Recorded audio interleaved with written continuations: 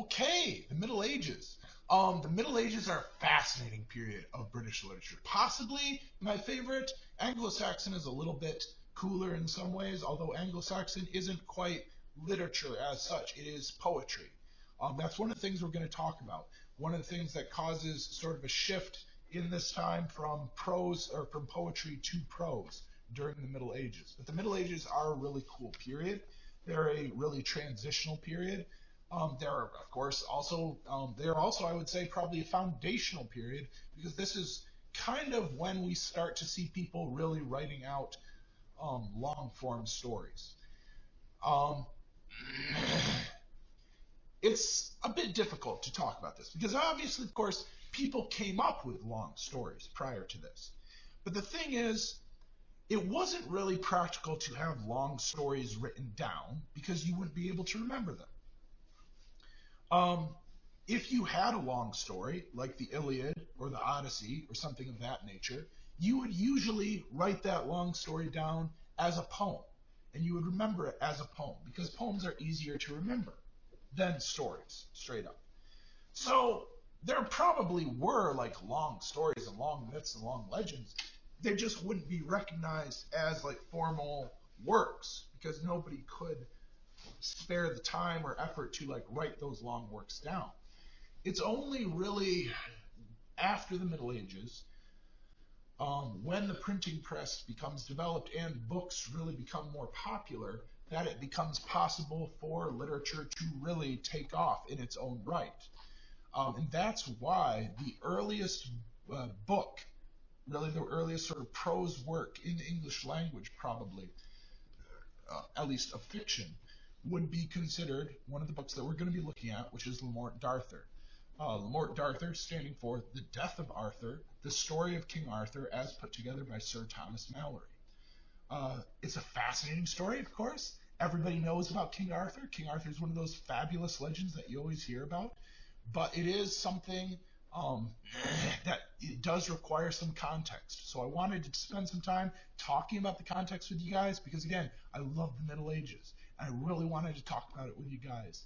And I wasn't going to be there, but we needed to talk about it. But I wanted to talk about it with you guys. So anyway, this is what I figured out. This is what we're going to do. When we're talking about the Middle Ages, usually how I do this is I use the example in, like, say, those morning questions that I have you guys do. I would ask you guys to tell me what 3 jobs would you want in your zombie survival team. If you want to think about that for a second. It's the zombie apocalypse. You're putting together a team of survivors. What 3 people would you want on your team? So I'm just going to take a guess at what people are thinking. Usually what people come up with is they come up with a soldier to shoot the zombies, obviously, a farmer to create food because you can't eat zombies, and finally a doctor to heal people, which makes perfect sense. The reason why I use the zombie apocalypse as an example is because in many ways the Middle Ages was sort of like a post-apocalypse scenario. The Roman Empire, the big society, the big developed society had all collapsed. All you had were these kind of like small kingdoms everywhere spread out, doing their best to kind of survive against bandits, against warlords, against attacking brigands, any number of different threats that there were. And they just had to kind of figure things out on their own. So it was a post-apocalypse society. Now, you guys came up with, probably came up with the group of soldier, farmer, doctor. The ideal medieval society was generally pictured as a sort of a mutually beneficial arrangement between 3 parties. One, of course, was the farmer. You needed the farmer. You need food. Everybody needs food. The farmer was the serf, and he was the basis of it. Then you have, of course, the knight. Everybody thinks about the Middle Ages, they think about knights. Finally, you don't have doctors, obviously. There's no medical science during this time period. But because death is such a constant part of the Middle Ages, because death is constantly in everybody's mind and everybody's always very aware of the fact that they could die at any moment, and there's not a lot that they can do to lessen the chances of them dying, they have the church and the churchmen who is responsible for their sort of fate in the afterlife. So these three all relate together into kind of like the ideal medieval society. The knight protects the farmer and the churchman. The farmer feeds the churchman and the knight, and the churchman prays for the serf and the knight. Now, obviously, that was not as ideal a arrangement as maybe it was pictured in some poems. This was usually played up in like church poems of the time. It was like, oh, what a wonderful, what a balanced system this is. And it wasn't really. The serfs were a little better than slaves. They were not allowed to leave the area. They could not go to another lord. They could sometimes be killed without, recourse by the knights, who were basically oftentimes hired thugs to defend the area.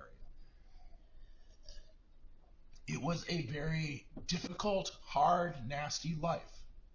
I like to fantasize sometimes about how it would be nice to live in the Middle Ages, but quite frankly, if I was in the Middle Ages, I would not be very highly valued. I would probably be a serf, and I would probably die very quickly of disease. So, there's that. The thing that was supposed to keep all these three together was the king. All three of these worked together with the king. All three of them were vassals of the king. The king got his authority from God. This is what they called the divine right of kings to rule. God had just magically put the king in power over the knights and everybody else, and therefore, if you rebelled against the king or rebelled against the nobles who worked for the king, you were rebelling against God or against destiny or against fate. And that meant that your entire worldly future was out of, your entire afterlife was in question. It could go really badly for you if you did that. So you did not want to do that. The nobles were not supposed to go up against the king. The knights were not supposed to go up against the king. The only reason you could go up against the king is if the church said, this is not a godly king. Now, it has to be said, sometimes the king would say, well, the church is being corrupt. Or sometimes, if the nation was going through a really bad time of like famine or dysentery or something like that, it would be a sign that God might not like the king. God is frowning on the king. Maybe we should kill the king and get a new king in place. And that did sometimes happen. You could also have kings that didn't fulfill their duties to their knights, possibly. Kings were supposed to sponsor knights and give them lands to maintain their sort of arms and armor. Knights needed those in order to defend the kingdom. Shakespeare has a play about a king that does not take good care of his men, of his knights. And because of that, it is kind of presented that it is necessary for his men to overthrow him eventually. Although it leads to a whole bunch of other problems where God kind of curses England for a while because of it. The king was an extremely important part of medieval society. He was the keystone that held everything about British society together. And rebelling against the king was a very big no-no, even if the king was bad. If the king was bad, you just kind of had to put up with it and wait until somebody else came along, which is, of course, not a great situation. Now, of course, when we talk about stories of the king, we get to King Arthur, who I've already mentioned. King Arthur was the mythical ideal of a king in Britain. There's historical debate as to whether somebody named King Arthur, or whether King Arthur even existed. There's a bunch of old Welsh folk stories about a character who may not even have existed. There's another character, King Alfred, who was around the time of the Anglo-Saxons. He might have been an inspiration too. It's hard to say. It might just have been a case of like everybody likes to tie their story to this popular franchise. And so anytime you want to tell a story about knights, you're like, yeah, this was during the time of that one guy, Arthur, the Arthurian time. And just everybody keeps tying stories back to it. When we look at poems, there's a couple different poems we might look at. One of them is Sir Gawain and the Green Knight. Another is The Knight's Tale. Another is The Wife of Bath's Tale. All of these are connected, are put into the time of King Arthur There's no reason for them to be. They could be put in any point of the Middle Ages, but they're just put into King Arthur's time because it's nice to. Historians don't actually know if King Arthur ever existed. There are stories going back to Welsh times. There are stories then get modified when the Anglo-Saxons take over the Welsh area. Then when the French take over the Anglo-Saxons, then the stories get brought over to the French areas. My old college professor said the French, they add a whole lot more adultery and violence into the stories and then send them back. It's just, they just keep getting changed. And these stories are all over the place. They're contradictory. They say different things, and they're a whole mess of stuff. What Sir Thomas Malory does, Sir Thomas Malory puts them into a cohesive format. For the very first time, he compiles them into a story that has a clear beginning of how Arthur got to be king, a middle of how he formed his round table of knights and all the different adventures and fun times they had. Malory invents a couple stories all on his own. That's one of the ones that we're going to look at. And an end where Arthur dies. So Malory finally gives a whole shape to the narrative. And it's one of the very first books published in Britain, and obviously becomes very popular because of it.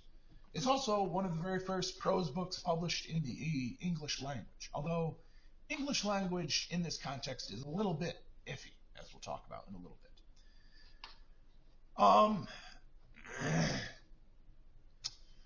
So talking of literature, and talking just about culture in the Middle Ages, it's easy to get, of course, a bit snobby when we talk about this stuff, because people are like, well, how much culture could they have? These were people who didn't have anything going on. These were people who didn't have much of a society at all. That's doing them a disservice, because, of course, they were rebuilding everything. They were kind of remaking their society. And so in many ways, what you see of culture in the Middle Ages is very primal, it's very basic, it's very foundational to what we see here. And you may not think of it as much, but they did have song and dance. So take a look at this. Tim's got it. Watch Tim's fly away here though, it's kind of cute. Spinning guys. Right! There you go. No, now right. Now the stepping. It's really slow. It's so slow.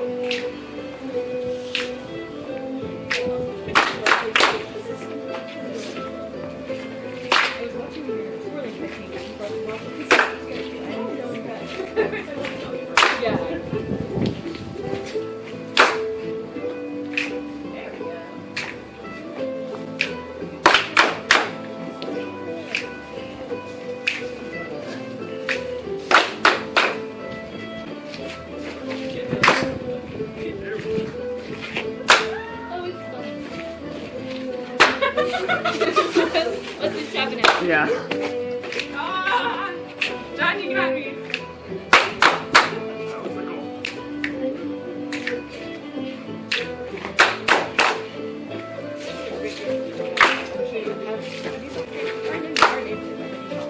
It's the acapella verse that just so hits with me.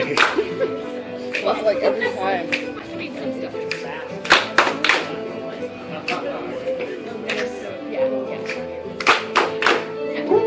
So you get to look at her.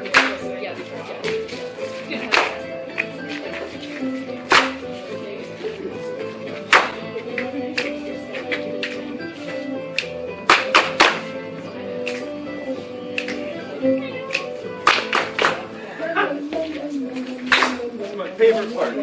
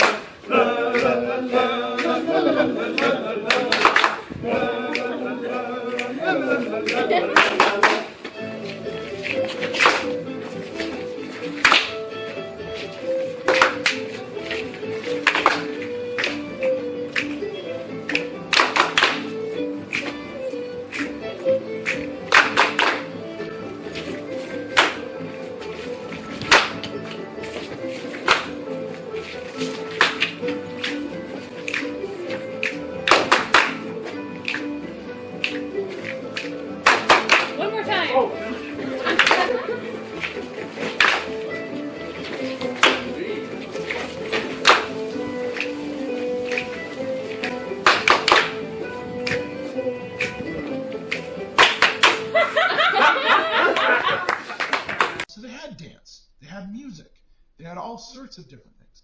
They did have literature, although the difficulties with literature, as we've stated, you had problems with publishing it. You also had problems with the church not liking literature because technically literature was lies. But you could have literature for entertainment. Courts used literature as entertainment.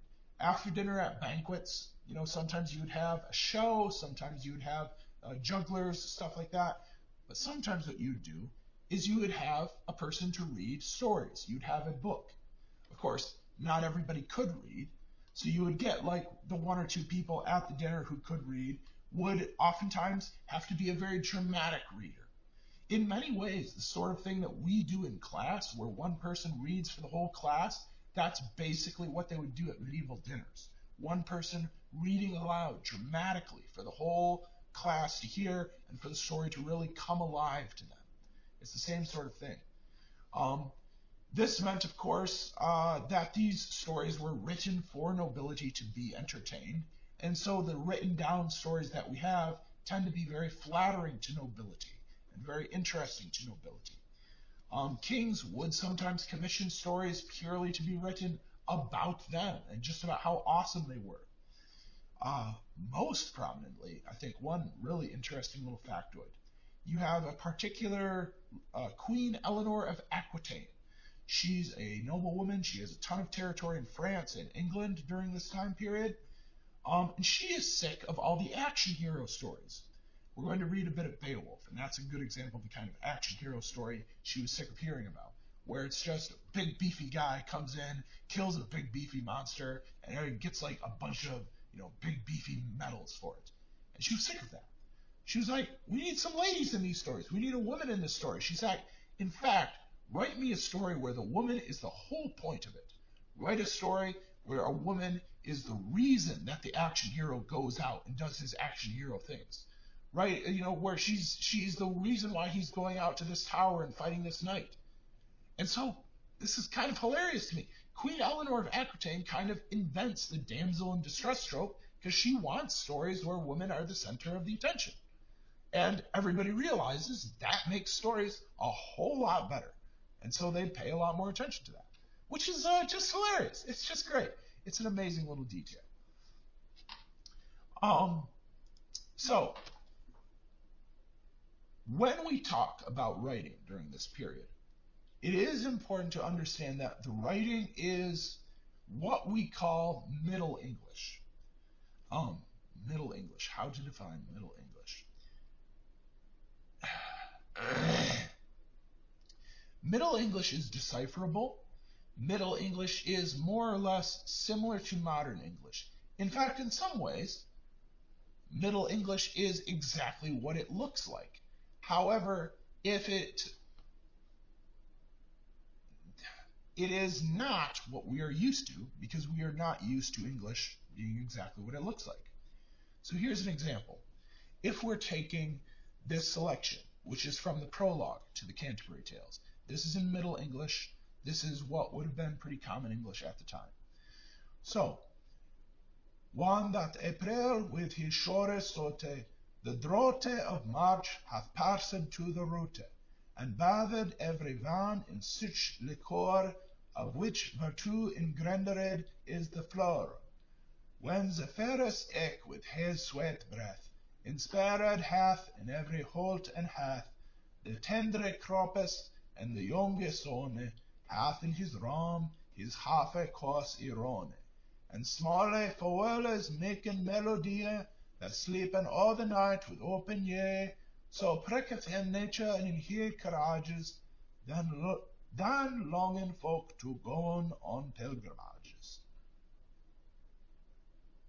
Yeah. Middle English, originally, you pronounced everything. You pronounced all the letters. Everything was in there. You said it all. You didn't have all these silent letters, these silent things thrown in there. Back in the day, you just didn't. Everything was pronounced and everything was read out. It was a bit of a different thing. I'm not going to insist on you guys for that. We're going to be reading from adaptations when we get to the Tale of Beaumains. It is going to be a different story. So we won't have to worry about that. But just keep it in mind as we're reading, this would have sounded very different back in the day to the people listening to it.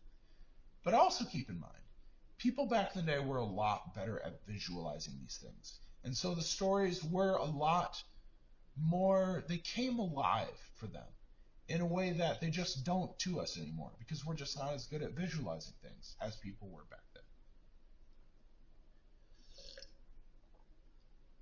then. One final point. Haven't yet talked about the historical context of what's going on when Mallory writes this. Okay?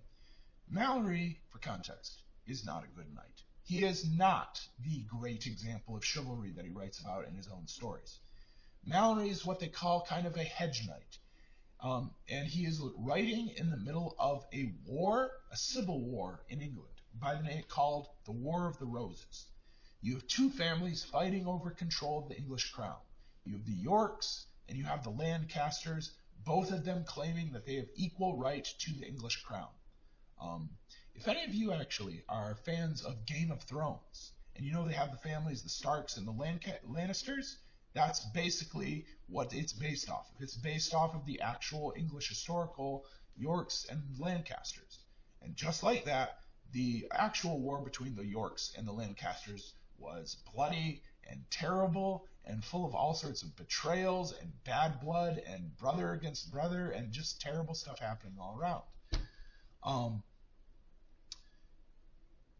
Mallory, I believe, fought on both sides of the war. He didn't really have a particular allegiance to it. At one point, he actually kidnapped one of the sort of candidates for king while in prison. He wrote the manuscript for Le Morte d'Arthur. And there's a certain, I think it's really cool, that in the middle of the strife that is tearing his country apart, in the middle of this dispute, this national dispute that his country's having over who should be in control of being the king, he decides to do a collection of these stories about the ideal king, about this great golden age of kings and chivalry and nobility that, was, again, historians are not sure if it ever existed. But Mallory writes it down during a time when it's very much not the norm. And he writes it down kind of as a sort of appeal to like, look, this is what we used to be. Maybe we can return to this. Or just as, maybe it was just kind of a push to try and get himself out of prison. Who knows? In any case, it goes on to be an extremely enduring work, something that is really, really profound, something that has made a major impact on the English literary cycle and even on like all sorts of things today.